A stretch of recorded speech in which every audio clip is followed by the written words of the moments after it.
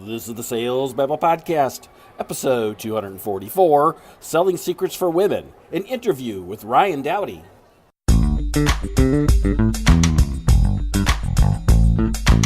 Welcome to Sales Babble, the podcast that shares selling secrets for non-sellers. And now your host, Pat Helmers. Hello, Sales Babblers. This is Pat Helmers. And due to the blizzard in Chicago, I've been stranded in San Diego for the last 2 days. It's been a real hardship. I didn't bring my Audio Technica ATR 2100s on this trip, so today I'm using the mic on my Apple headset and my Dell laptop in the airport, in the San Diego International Airport for this episode. So my apologies for a bit of the sub-level quality. In this episode, we're going to meet Ryann Dowdy. She's a 15-year veteran of the advertising industry, and she's currently the director of sales. Ryann's a passionate booster for women entering the selling profession, and today we talk about ways women can leverage their talents for sales success. The funny thing is this, all this advice that we're going to talk about, it's true for men too. So, with no further ado, let's get to it. Welcome, Ryann. Are you ready to babble? I am. Ryann, thanks for coming back. This is the second time you've been to Sales Babble, but our listeners have not listened to the first time because I botched the recording. I heard it was boring. I don't know. No. I would never say that in public. You are the director of sales at iFocus Marketing, and I love talking about marketing. Everybody knows that. It's one of my hobbies. But more importantly, the main reason I had you on here, you also like to support female entrepreneurs, of which there are some out there, but there could be more, don't you think? 100% agree with that, Pat. Why have you taken on this cause? Sure. Well, I've taken on the cause of just empowering women in general. So whether you are still in corporate America as a sales professional or thinking about a career in sales in corporate America, and then specifically the female entrepreneur. And I'm just really big on empowering women. As you and I have talked and the few times we've had conversations, I think women are consistently bowing out of those types of roles because they don't really know how to do it. It's been described to them as something as aggressive and, hunter and killer and all these words we use to describe sales jobs. And we're like, oh gosh, I don't want to do that. That's not me at all. So, and I think that's totally untrue. I think that sales is an incredible career for women, whether you are on the corporate America side or the entrepreneur side. And I think that women have incredible skills to bring to the sales position that they could really be very successful and have very lucrative careers. So what do you think makes for great sales? Let's separate men from women here, this whole conversation. Let's just talk about sales on the whole. Okay. What do you think makes for great sales? You have to be a great listener. You have to be extremely empathetic, and you have to ask really good questions. And women are inherently good at those skills. Not to say that men aren't, right? I'm not bashing men in this at all. I am saying that women are self-selecting out of this because they think they don't have the skills, because they're not aggressive and they're not hunters. They're like, oh gosh, then I'm not good at sales. No, we are, better. We're just programmed that way, right? To ask really great questions and to build really good relationships. And that's what sales is all about. And that's why women are incredible at it. See, this is what the Sales Babble podcast is all about. Right. I started this, the whole idea was going to be selling secrets for non-sellers. My avatar listener was an engineer kind of guy like me, who never saw themselves as a salesperson. Mm-hmm. But I came to the realization after being in sales for so long that anybody could be good at sales if they do exactly the three things you said. You said, Listen, be empathetic, and what was the other one? Be helpful. Ask questions, but same thing. Yeah, we got to ask before you listen, right? Yeah, right. Right, absolutely. Right. And I agree, and I've hired a lot of women through the years in sales, and women are really good at that. 100%. I mean, I probably, I don't know if I'm allowed to say this, but I purposely seek out female sales people, and it's primarily because I have to seek them out, right? No, I have to seek them out because they're not cup of tea. Isn't that bias in the wrong way? So, it probably depends on what you're selling. So why do you say that? Sure.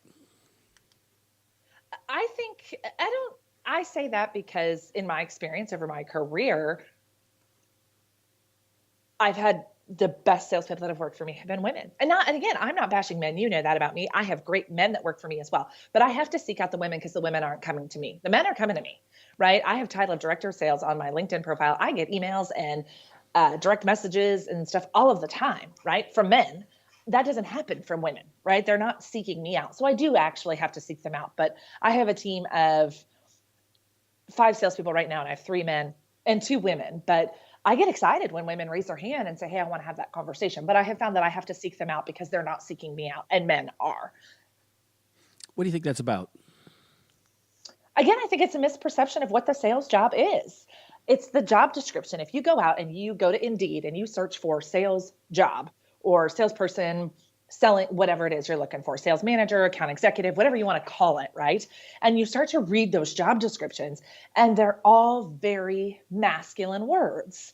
It's words like hunter and aggressive and, it's very masculine. They feel masculine. They don't talk about relationship building and really connecting with people. They don't talk about that. So when you read that job description, inherently women are going to read that and say, that's not me, right? I'm not a hunter. I'm not a killer. I'm not aggressive. I'm not, those sorts of things aren't applying, they're not applying for that job because it doesn't speak to them. But they could very well do that job if we just wrote that same job description in a way that spoke to the sales skills that are really important, which are listening, asking great questions, and being empathetic. I believe you would attract more women to those jobs. Yeah, I agree. And I have seen that. I have seen women do this. With that said, I was actually coaching a guy the other day who was looking for a job and said, I would never apply for any of these jobs. And I'm like, really? You're close enough. What? Why not give it a try? Go ahead and apply. Usually people have this huge laundry list, when they got a job, when they got a job ad.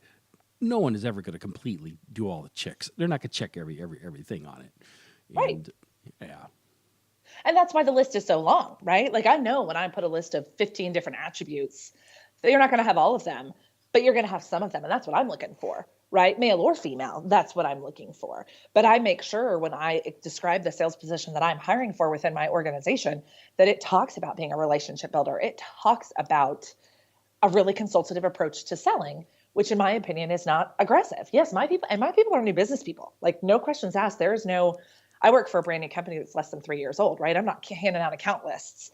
My people are out developing new business all day, every day. But the job description is still about building relationships because I am so old school, Pat, about people buy from people they know, like, and trust.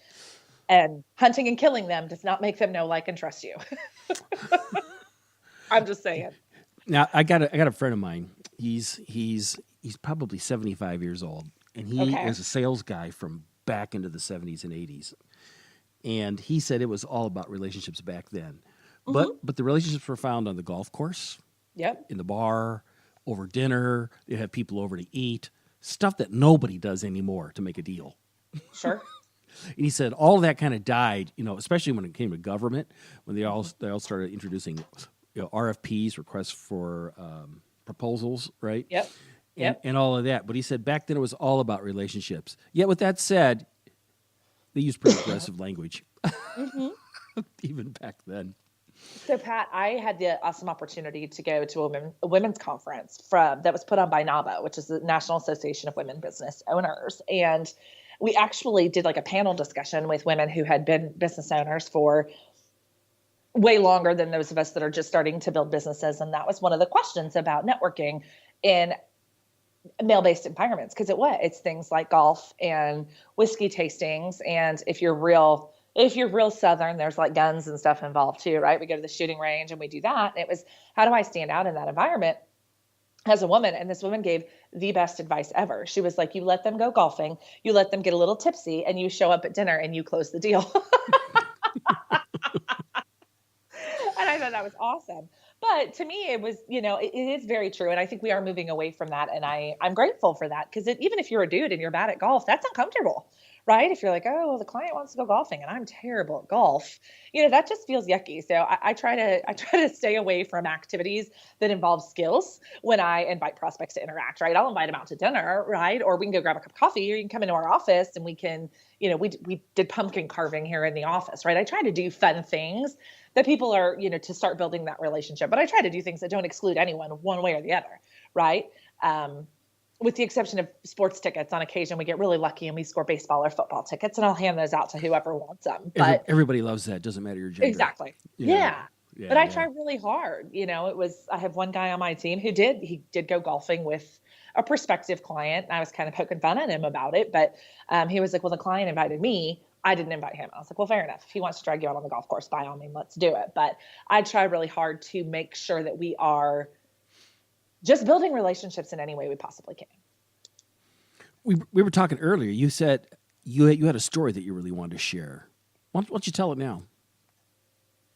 A story that I really wanted to share? Did I miss the story, Pat? Yes, you did. Actually, I asked you here. I don't know what the story was. Oh.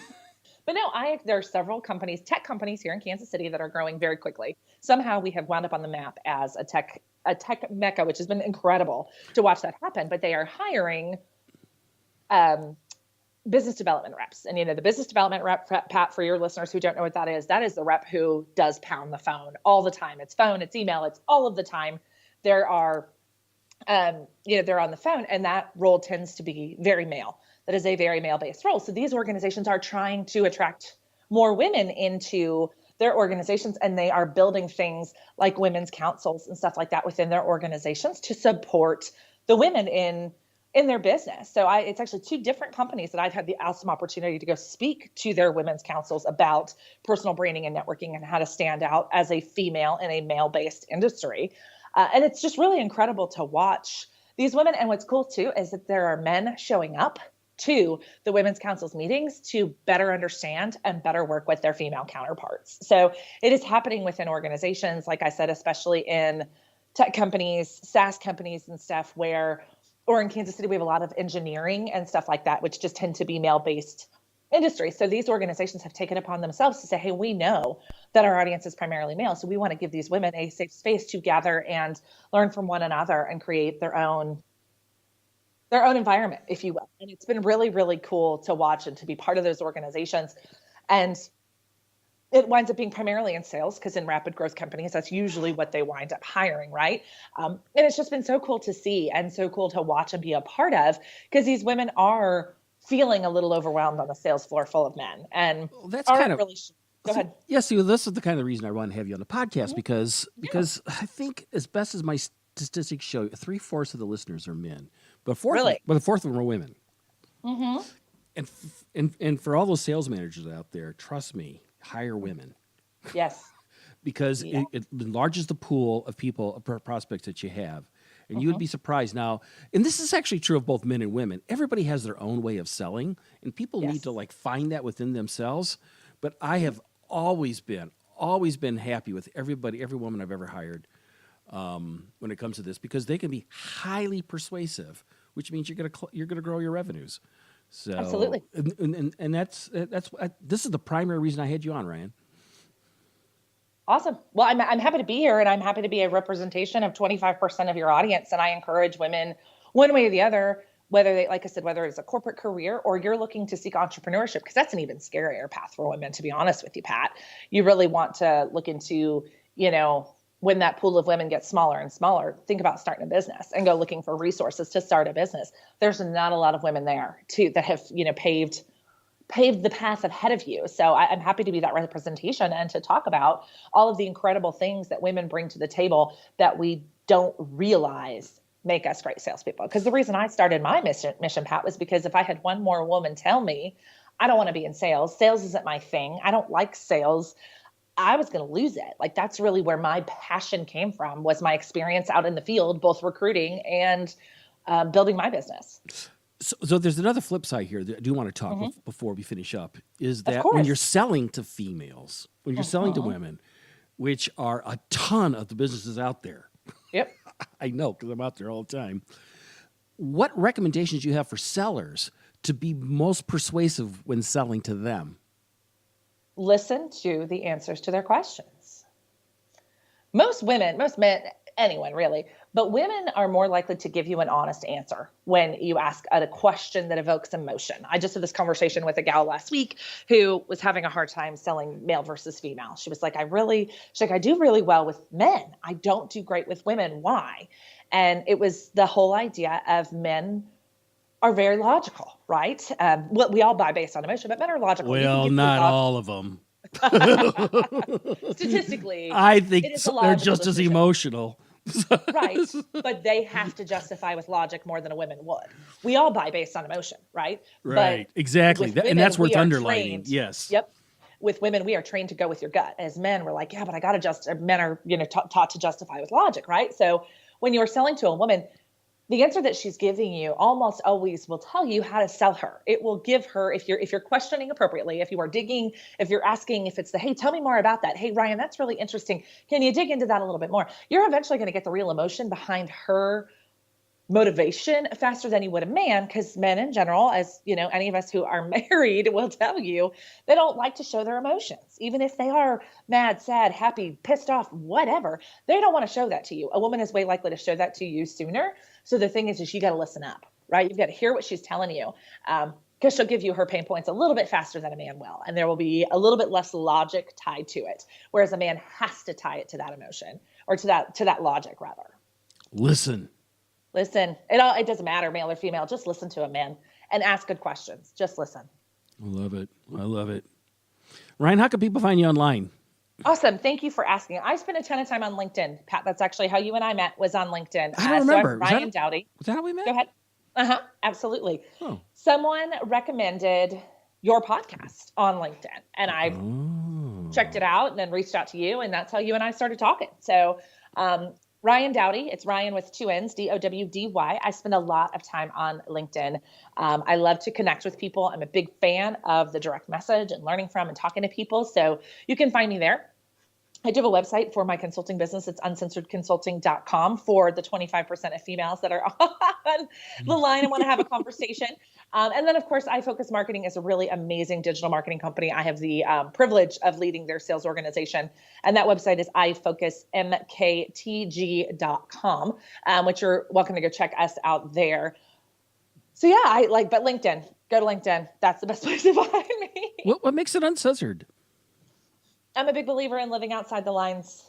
Let's break all the rules. It goes back to the woman that was told, little girls are meant to be seen and not heard. Don't speak until spoken to. Be polite. Wait until somebody asks you a question. Wait for the guy to ask you out on the date. All of that we were trained as little girls, throw it all out the windows. We got to live outside the lines. We got to go for it. All right, Ryan.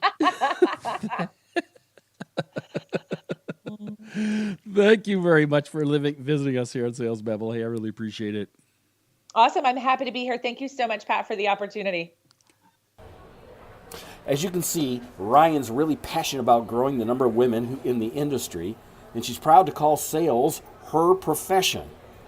I think the best advice that she gave was to ask questions and listen. Most people will give you an honest answer.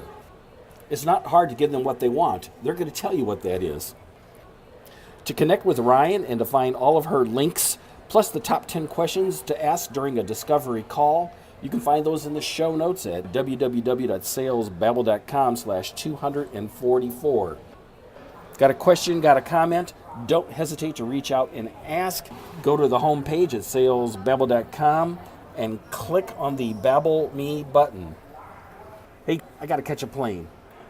Until next week, take care and have a highly successful and profitable selling day.